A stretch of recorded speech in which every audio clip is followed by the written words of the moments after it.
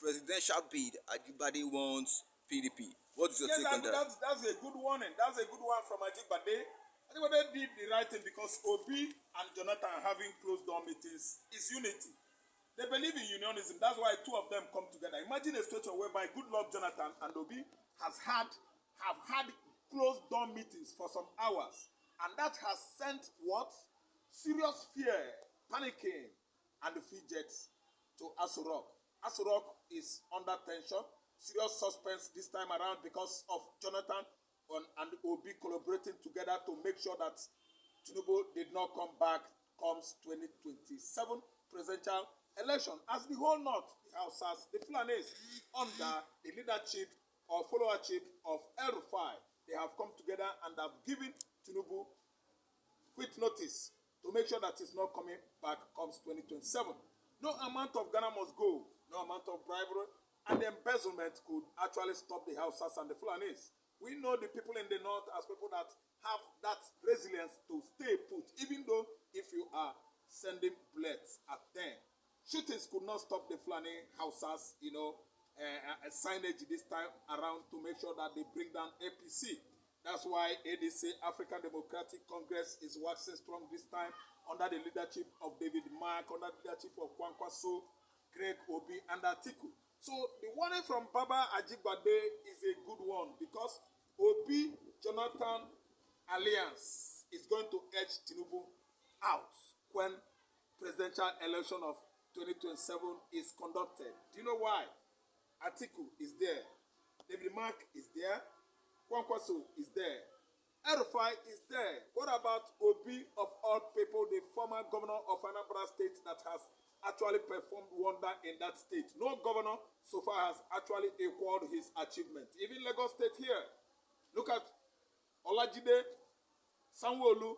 He is dancing to the costume of his godfather, the man that has put Lagos into his pocket. That is Bola Ahmed Tinubu. Lagos State governors, both Bola Ahmed, what do you call him?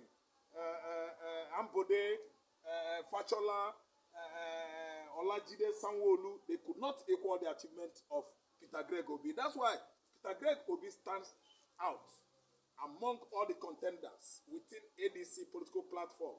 Who is going to wear the cap? The cap is either belong to Obi or belong to Jonathan. But two of them signaging together, having closed door meeting, might spell it that Obi might deputize Goodluck Jonathan. And you know what it means. Obi is a management expert, a good economist who actually run Anambra State, government into the biggest, Anambra State as the biggest economy among the whole states of the Federation during his tenure of 2004 to 2013.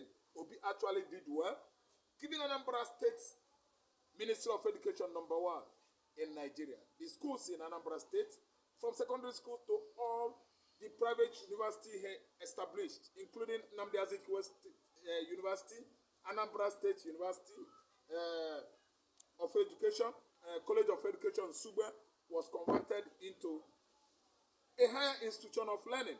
Look at Ojukwu University, look at Maradona University, and so on and so forth. Many of them was established by Peter Greg Obi during his time. It did not stop there.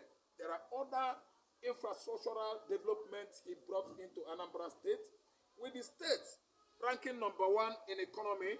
Anambra State government was exporting ugu and other vegetables to Western Europe, and that they earn their money every month. I think Goodluck Jonathan and Obi, they have formed a formidable force capable of removing Tinubu comes 2027. With the support of the North has actually made Jonathan their #1 choice and Obi their #2. You see the reason why I'm telling you that Bola Ahmed Tinubu is not coming back 2027. It is too obvious that he will never scale through. When these two have merged together, they have formed an elephant kind of formidable force that will eliminate any dictator in African leadership. Bola Ahmed Tinubu appears to be #1 when he single-handedly removed Governor Fubara of Rivers State last year or beginning of this year. It was uncalled for. It was never had before. that a governor that was elected by his people could be removed by the office of the executive without consulting the judiciary, and even the lawmakers are behind him, because the lawmakers of Nigeria we have now has developed or deteriorated into legislative dictatorship under Akpabio. Akpabio is dictating to other senators. Look at what is going on within that establishment or institution now. Natasha, the man that has robbed Akpabio under sex scandal, has been barred from entering the house to mix up with his fellow senators. Why? They said he should go. He went to the court. She went to the court. The court gave it to her.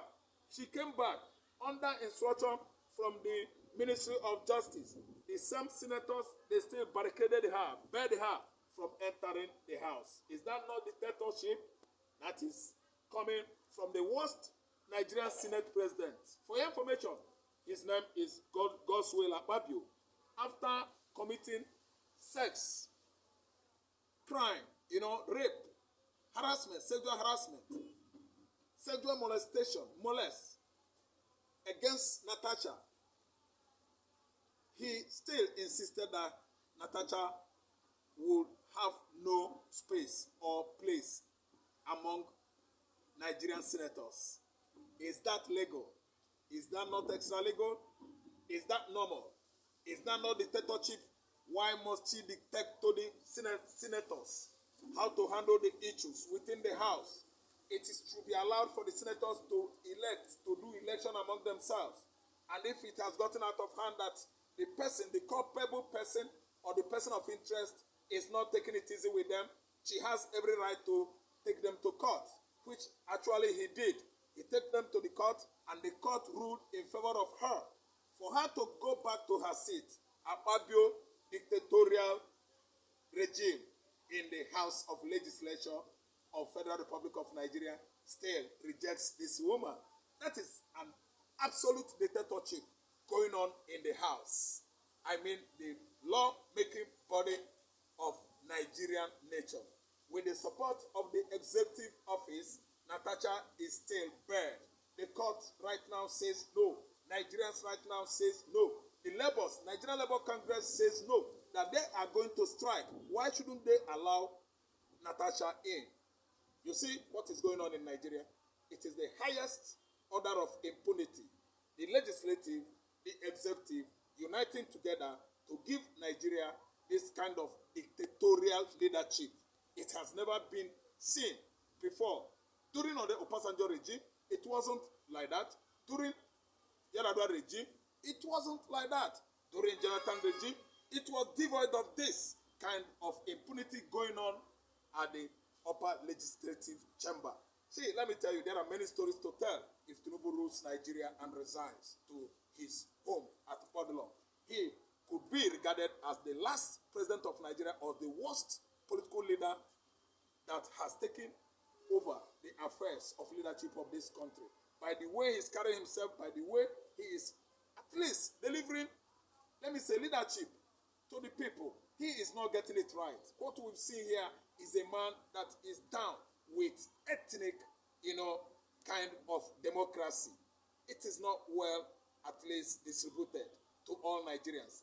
The kind of dividend of democracy we get here is just likened to that of Adolf Hitler. He is dictating to Nigerians. He is dictating to all the organs of government, ranging from executive, where he heads, down to the legislative and the organ of government that interprets Nigerian constitution. It is very, very unlawful. Everybody are just rubber stamps. I mean, the whole government departments. Yes, they are all rubber stamps, because when the president speaks, that is when they could do it. They cannot actually take decision on their own.